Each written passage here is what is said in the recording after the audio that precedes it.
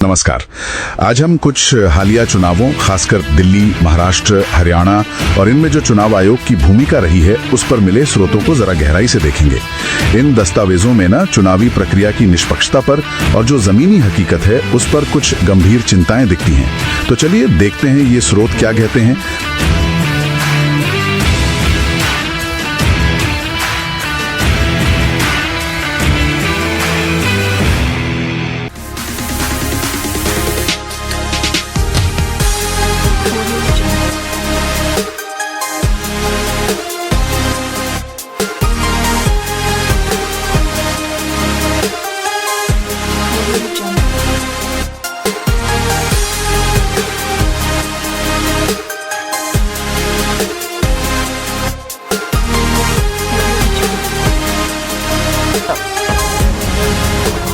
मतदानाच्या दिवशी संध्याकाळी 5 वाजता मतदान टक्केवारी 58.22% होती।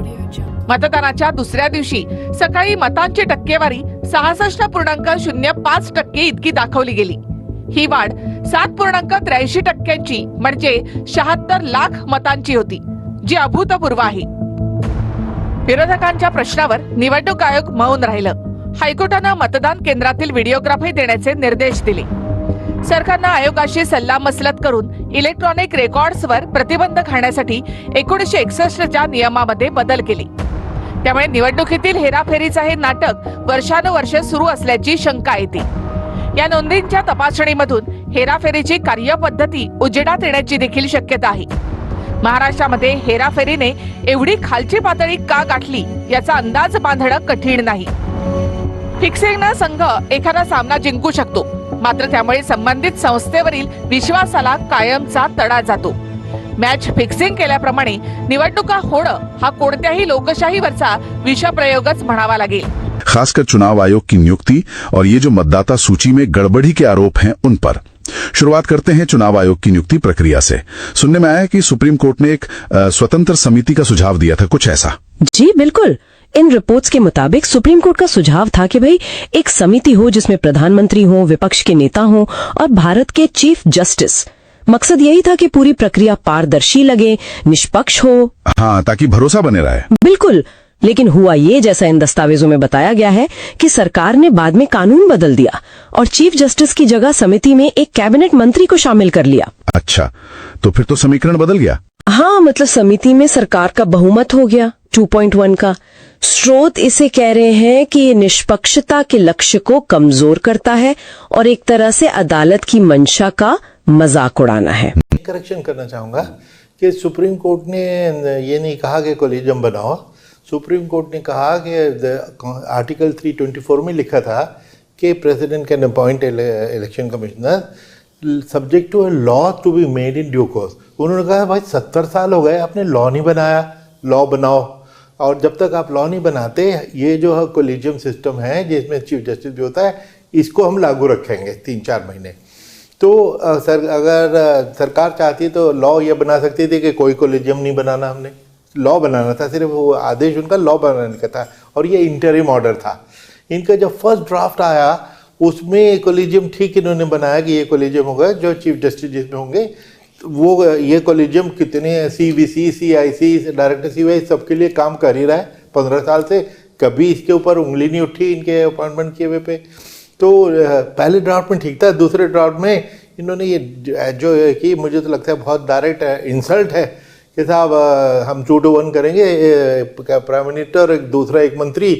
तो उसकी जो न्यूट्रलिटी थी, जो पर्पस था उस कोर्ट केस का, तो डिफीट हो गया। 2-1 तो ऑलरेडी है, तो न्यूट्रल फैसला तो हो ही नहीं सकता। तो ये इसके ऊपर कोर्ट ने व्यू लेना चाहिए था और अभी तक नहीं लिया, तो अब लें। ये कोर्ट में तो चल ही रहा है। दिसंबर में इन्होंने वो लॉ पास किया, ठीक है, ठीक है ना, दिसंबर 2023 में लॉ पास किया, वो भी चैलेंज हुआ।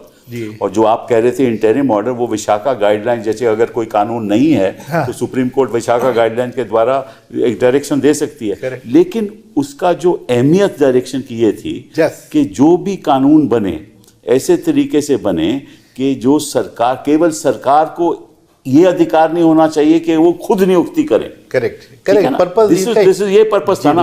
और अगर जैसे ही ये कानून बना जिसमें अपने प्रधानमंत्री रहेंगे और एक मंत्री रहेंगे, तो अपने आप में वो तो एक सुप्रीम कोर्ट के फैसले को मतलब कि एक उल्लंघन है अकॉर्डिंग टू मी। उल्लंघन ही नहीं, मजाक उड़ा रहे हैं ना। और सुप्रीम कोर्ट ने कहा हम स्टे नहीं देंगे, और अगर स्टे नहीं देंगे तो आगे भी इलेक्शन आने वाली हैं और सुनवाई नहीं होगी, तो फिर इलेक्शन तो ऐसे ही होता रहेगा। इनकी मर्जी से लोग बने बैठेंगे। आज के दिन मैं समझता हूं कि जब आप इलेक्शन कमिश्नर थे और उससे पहले भी कभी चीफ इलेक्शन कमिश्नर के खिलाफ कोई ऐसे आरोप नहीं लगते थे, आप तो जानते हो। बिल्कुल हाँ। और ये कानून फिलहाल अदालत में विचाराधीन है, देखना होगा आगे क्या होता है। तो मतलब स्रोत ये कह रहे हैं कि जिस पारदर्शिता की उम्मीद थी वो नए कानून से कुछ कम हो गई, और क्या पहले जो नियुक्तियां होती थी उन पर ऐसे सवाल कम थे? हाँ, ये स्रोत इस तरफ भी इशारा करते हैं। इनमें एक पूर्व चुनाव आयुक्त का भी जिक्र है, जिनका कहना है कि पहले दशकों तक मतलब नियुक्तियों पर इस तरह के पक्षपात के आरोप नहीं सुने गए थे। अच्छा, चलिए ये तो हुई नियुक्ति की बात, लेकिन जमीन पे क्या हो रहा है? जैसा ये स्रोत बताते हैं, दिल्ली में वोटर लिस्ट को लेकर कुछ बड़े आरोप लगे हैं, है ना? हाँ, ये वाला हिस्सा तो वाकई मतलब चौंकाने वाला है। इन दस्तावेजों के हिसाब से दिल्ली में एक खास पार्टी के लोगों पर, स्रोत बीजेपी कार्यकर्ताओं का नाम लेते हैं, उन पर आरोप है कि बड़े पैमाने पर वोट कटवाने के लिए आवेदन दिए। आंकड़े भी हैं। हाँ, जैसे जनकपुरी में 6000 से ज्यादा नाम कटवाने के आवेदन, संगम विहार में करीब 5800, और कहते हैं कि ये खास इलाकों को निशाना बनाकर किया गया। हाँ, मतलब झुग्गी झोपड़ी वाले इलाके, पूर्वांचली या मुस्लिम बहुल इलाके, जिन्हें आमतौर पर विपक्षी दलों का वोटर माना जाता है। हाँ, वही। और आंकड़े देखिए, एक कार्यकर्ता ने 118 नाम कटवा दिए, कहीं 24 कार्यकर्ताओं ने मिलकर करीब 4800 नाम। तुगलकाबाद में तो एक ही बूथ से 1300 में से 500 से ज्यादा वोट काटने के आवेदन। ये तो बहुत बहुत बड़ी संख्या है। और इन रिपोर्ट्स के मुताबिक जो कानूनी प्रक्रिया होती है, जैसे 7 दिन का नोटिस देना, फिर जांच करना, वो सब कथित। सर, कुछ जानकारी आपके दर्शकों को और देश के लोगों को होनी चाहिए कि चुनाव से पहले ही ये लोग चुनाव को मैनिपुलेट करने की तैयारी कैसे करते हैं। दिल्ली में बहुत सारी असेंबलीज ऐसी हैं जहां पे इन लोगों ने नाम कटवाने की एप्लीकेशन दी। जनकपुरी में 6247, संगम विहार में 5862, आरके पुरम में 4285, पालम में 4031, द्वारका में 4013, तुगलकाबाद में 3987, ओखला में 3933, करावल नगर में 2957, लक्ष्मी नगर में 2147। तो ये कानून के द्वारा हो सकता है। इसमें मजेदार बात आपको आगे बता रहा हूँ।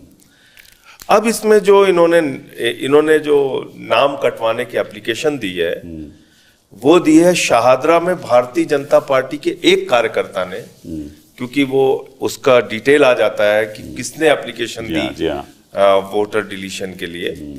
तो उसने एक कार्यकर्ता ने बीजेपी के 11,008 लोगों के वोट कटवाने की एप्लीकेशन दी। एक कार्यकर्ता ने 11,008 लोगों के वोट कटवाने की एप्लीकेशन दी। जनकपुरी में 24 बीजेपी के कार्यकर्ताओं ने, और ये हम लोगों ने ऑन रिकॉर्ड पकड़ा और इलेक्शन कमीशन से मिलके बताया कि ये जो एप्लीकेशन देने वाले लोग हैं, इनकी जो पृष्ठभूमि है, ये भारतीय जनता पार्टी के जुड़े हुए लोग हैं, भारतीय जनता पार्टी के बाकायदा पदाधिकारी हैं। 24 कार्यकर्ताओं ने 4874 वोट कटवाने के लिए एप्लीकेशन दी। तुगलकाबाद में 15 कार्यकर्ताओं ने 2435 वोट कटवाने के। ये सिर्फ बीजेपी के कार्यकर्ता हैं? बीजेपी के कार्यकर्ता सर, इसके अलावा मैं कुछ नहीं बता रहा हूं आपको। और एक बूथ है तुगलकाबाद में, बहुत इंटरेस्टिंग है ये जानना कि बूथ नंबर 117, जिसमें कुल वोट है 1337। उस 1337 वोट में से 554 वोट यानी कि 554 वोट्स कटवाने के लिए 2 बीजेपी के कार्यकर्ताओं ने एप्लीकेशन दी एक बूथ पे। अच्छा। पालम में 9 बीजेपी के कार्यकर्ताओं ने 1641 वोट कटवाने की एप्लीकेशन दी। राजौरी गार्डन में 6 बीजेपी के कार्यकर्ताओं ने 571 वोट कटवाने की एप्लीकेशन दी। हरिनगर में 4 बीजेपी के कार्यकर्ताओं ने 637। तो ये सब बीजेपी का षड्यंत्र है। तो ये तो प्लानिंग के तहत कर रहे थे ना। मैं एक सवाल कर लूं इस आप बीच में? प्लीज बताइए। संजय जी के ये जो आपने बताया ये तो वाकई बड़ी शॉकिंग फिगर्स हैं। इसका नतीजे में क्या ये नाम काट दिए गए थे या क्या हुआ? जब हम लोगों ने शिकायत की तो उसके बाद उस पर कुछ एक्शन इन्होंने लिया। जहां जहां इनको लगा कि नहीं बिल्कुल ही फ्रॉड है, बिल्कुल ही मतलब जबरदस्ती नाम काटने के लिए सर लोग 30 ये मैं नाम भी लेके आया हूं, उनके वोटर आईडी नंबर भी लेके आया हूं। वो लोग 40-40, 50-50 साल से आर.के. पुरम में रह रहे हैं और उनके नाम कटवाने की एप्लीकेशन दे रखी है। जबकि कानून ये है कि अगर आपको नाम कटवाना है तो आपको 7 दिन का नोटिस दिया जाएगा कि ये नाम काटने की किसी ने दरखास्त दी, क्या करें? उसकी चर्चा भी होगी, नोटिस बोर्ड पे लिखा जाएगा, 7 दिन में नोटिस दिया जाएगा। इससे और आप फिर कह सकते हैं कि नहीं ये कटना नहीं चाहिए, लेकिन ये पारदर्शिता से होता ही नहीं। इसीलिए मैंने बात की, अगर पारदर्शिता से बात हो, तरीका सही हो तो नतीजा भी सही होगा। अब इसमें कौन से लोग थे, कौन से वोटर हैं जिसकी हमने शिकायत की जाके? इसमें झुग्गी वाले हैं, अच्छा, इसमें पूर्वांचली हैं, आपके वोटर, इसमें मुस्लिम्स हैं, इसमें तमाम ऐसे वोटर्स हैं जो कि परंपरागत रूप से दिल्ली में आम आदमी पार्टी को वोट करते हैं। सही बात है, सही बात है। तो जब हमने इनको पकड़ा, जब हमने जाके शिकायत की तो उस पर कुछ हद तक रोक लगी। फिर एक और इंटरेस्टिंग जानकारी, ये बात आपने हाउस में नहीं रखी? हाउस में भी रखी सर। तो फिर हाउस में ऑन रिकॉर्ड रखी, तो चिल्ला के खड़े हो गए, कहने लगे नड्डा साहब की ये सब रोहिंग्या आए हैं, बांग्लादेशी हैं। तो हमने कहा भाई राम सिंह नाम का व्यक्ति, मैंने नाम पढ़ा, बांग्लादेश, मैं नाम पढ़ दे रहा हूँ, मैं नाम भी पढ़ दे रहा हूँ सर। मैंने नाम पढ़ा वहां पे, मैंने कहा कि इनका नाम राम सिंह है, एक का नाम छोटेलाल वर्मा है, एक का नाम सोनिया है, फिर संजय नाम का एक व्यक्ति है, शिवानी है, रामफल है, सुदेश है। ये सारे वोटर आईडी में लेके गया था नंबर इनके। मैंने कहा कि ये रोहिंग्या है कि बांग्लादेशी हैं, कौन है भाई ये सोनिया, सुनीता, ये रामफल? नाम बदल भी सकते हैं ना लोग? नहीं सर, उनके वोटर आईडी है, 40-40 साल से रह रहे हैं। तो अच्छा, और मजेदार बात मैं आपको बताऊं। अब आ जाइए कि ऐसा तो शायद अगर मैं समझता हूं कि ये मोदी जी की सरकार के अलावा किसी भी सरकार में हुआ होता तो मंत्री का इस्तीफा हो जाता सर। मैं आपको अब जो डिटेल बता रहा हूं, प्रवेश वर्मा पूर्व सांसद है, रहते अपने ही उसी घर में है जी हाँ, जो सांसद के लिए अलॉट हुआ था। इनके नाम पे लोकसभा में 3 वोट थे, 32 वोट बढ़वाने की इन्होंने एप्लीकेशन दी। अच्छा, इसके बाद कमल संदेश एक अखबार है आरएसएस का, तो उसमें पहले लोकसभा के चुनाव में 2 वोट थे, अभी 31 वोट इन्होंने बनाने की एप्लीकेशन और पर ठीक से फॉलो नहीं हुई। अच्छा, मतलब बिना प्रक्रिया की ही नाम कट गए। शिकायतें हुई, कुछ रोक भी लगी बाद में, पर मूल मुद्दा तो बना ही रहा। और दिलचस्प बात यह है कि एक तरफ ये वोट कटवाने के आरोप है, तो दूसरी तरफ फर्जी पतों पर या कुछ नेताओं के घरों पर अजीब तरह से वोट जोड़ने के भी उदाहरण दिए गए हैं इन स्रोतों में। जोड़ने के बीच जैसे किसी पूर्व सांसद के घर पर वोट 3 थे, वो बढ़कर 32 हो गए। या एक पार्टी दफ्तर आरएसएस के अखबार दफ्तर का जिक्र है, वहां 2 वोट से 31 हो गए। बीपी हाउस के 2 कमरों में 28 वोट। मतलब ये सब थोड़ा अजीब लगता है।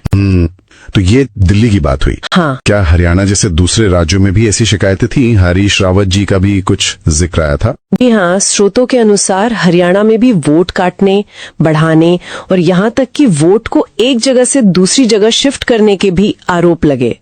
हरीश रावत जी का मामला तो यही था कि उनका खुद का वोट ही शिफ्ट हो गया था। अरे सही बात है। पहली बात तो जो संजय भाई ने कहा, ये शिफ्टिंग वाले में मैं एक रिसेंट उदाहरण दे रहा हूँ। ये हरीश रावत जी की वोट भी अभी उत्तराखंड में हमने खबर देखी, हमारे पूर्व मुख्यमंत्री हैं, उन्हीं की वोट शिफ्ट हो गई थी, तो उनको ही अपनी नहीं पता चल रही थी कहाँ पे वोट है।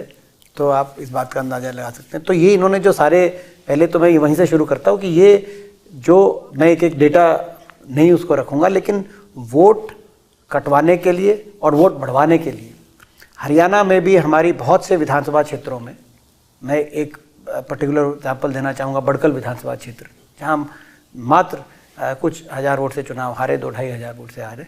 वहाँ पर ये तो कई विधानसभा क्षेत्रों में ये हमारे कैंडिडेट्स ने ग्राउंड रखा है, ग्राउंड लिया और इलेक्शन पिटीशन में गए हैं। मैं उससे भी पहले एक बात शुरू करूं कि इलेक्शन कमीशन का क्या कर्तव्य होना चाहिए। केवल इलेक्शन करवाना कर्तव्य नहीं होना चाहिए। इलेक्शन कमीशन का कर्तव्य यह होना चाहिए कि लोगों में एक विश्वास बना रहे उस सिस्टम पे कि ये जो चुनाव हो रहे हैं ये बिल्कुल निष्पक्ष चुनाव हो रहे हैं, और केवल सत्ता दल वाले लोग हैं उनका विश्वास ही नहीं, ये चाहे विपक्ष में हो चाहे किसी भी राजनीतिक पृष्ठभूमि से हो, हर व्यक्ति का विश्वास होना चाहिए। और ये जिम्मेदारी इलेक्शन कमीशन की ही है कि अगर वो साख कहीं कम हुआ है देश में आज, उस साख को दोबारा से इलेक्शन कमीशन कैसे ले। और ये कम होने के कई कारण है। आपने हरियाणा का एग्जाम्पल दिया, मैं कई कहते हैं ज़्यादा डिटेल में ना जाके मगर कुछ एग्जाम्पल देता हूँ। पहली शुरुआत जब इलेक्शन की हुई हरियाणा में, सबसे पहले डेट्स कैसे बदली गई, किस किस को पता था कि डेट्स बदली जा रही हैं।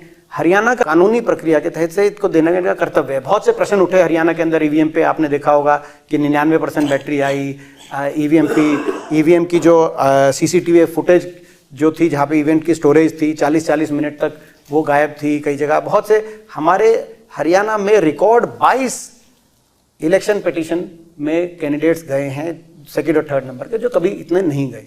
तो यानी कि उम्मीदवारों का जो है कि अभी धरातल से जो आप कह रहे हैं कि धरातल में तो इतने उम्मीदवारों का भी कहीं ना कहीं विश्वास नहीं बना। जो नतीजा आया तभी वो उन्होंने कोर्ट का सहारा लिया। उसमें एक सरप्राइजिंग बात ये आई जब सुप्रीम कोर्ट का एक जजमेंट है कि 5% पोलिंग बूथ के आप ईवीएम्स को वीवीपैट से जो बीयू सीयू और एसएलयू होता है वो आप वीवीपैट से मैच कर सकते हैं। ये अपना कहते हैं कोई भी प्रत्याशी सेकंड और थर्ड नंबर पे आया वो जा सकता है और कर सकता है। सही बात। अब ये 2024 की जजमेंट है, इसी साल की। अब जो कैंडिडेट्स गए उन्होंने एप्लीकेशन लगाई, इलेक्शन कमीशन ने कहा कि हाँ ठीक है कराइए। और वो जब वो इलेक्शन जो अपना निकाला ईवीएम, तो ईवीएम निकाल के उन्होंने कहा कि अब हम क्या करेंगे कि सारे डेटा को इरेज करेंगे पहले और मॉक पोल से टेस्ट कराएंगे कि जिसकी वोट है वो ठीक जगह जा रही है। जो पुराना डेटा जो 5% ये मशीन निकली, ये कैसे कर सकते हैं? ये तो वही कहानी हो गई कि आप किसी एग्जामिनेशन में अगर आप थोड़े बहुत मार्क्स से रह गए, आपने उसको अपना कहते हैं रीचेकिंग के लिए लगा दिया। वो कह रहे हैं कि जी रीचेकिंग नहीं, आप एक काम करो दोबारा से पेपर दे दो। तो अब वो तो रीचेकिंग तो उसी की होगी, आप नए सिरे से। तो ये मतलब जो है, तो ये जब इसको लेकर सुप्रीम कोर्ट में फिर गए हमारे जो पेटिशनर्स, और सुप्रीम कोर्ट ने कहा कि इलेक्शन कमीशन कहा अभी सुप्रीम कोर्ट ने कि भाई ये आप इनको करो, तो मगर आगे अभी उस पर भी कार्रवाई उस पर हुई नहीं। इसके अलावा जैसे मैंने कहा इलेक्शन कमीशन में एक और चीज़ है, इलेक्शन कमीशन में जो कहते हैं बहुत से प्रश्न उठते हैं। बहुत सी जो कैंपेन हमारे देश में हम देख रहे हैं वो, और campaign ads, social media campaign, social media ads religious ground पे, क्योंकि ये भी एक मैल प्रैक्टिस में आता है। हमारे कई इलेक्शन पिटीशन इस पे भी हैं। तो ये सब बातें मिलकर ना चुनाव आयोग पे जो एक भरोसा होता है उसमें कहीं ना कहीं कमी के संकेत देती हैं।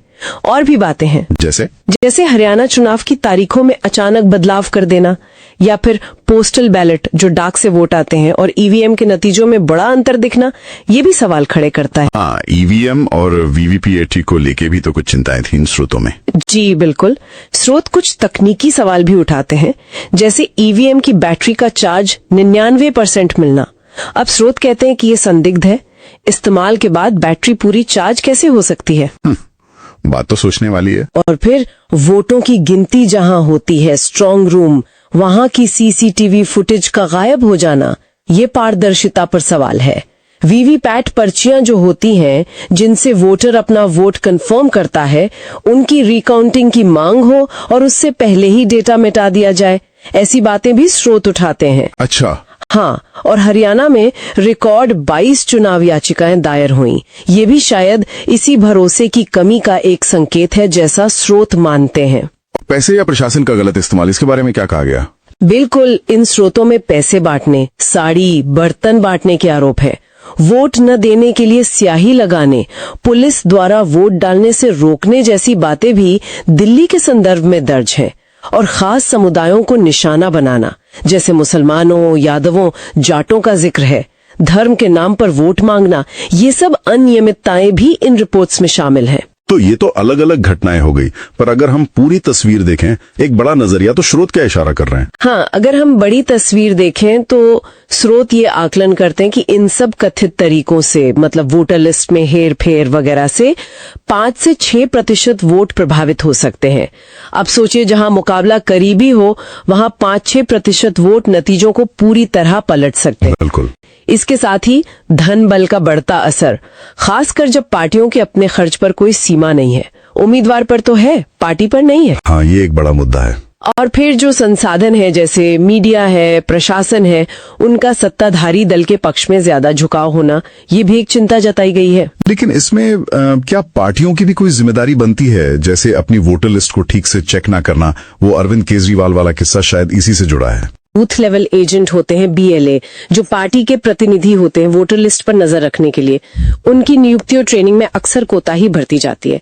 चुनाव आयोग तो कहता है BLA रखो, पर पार्टियां हमेशा इसे गंभीरता से नहीं लेती।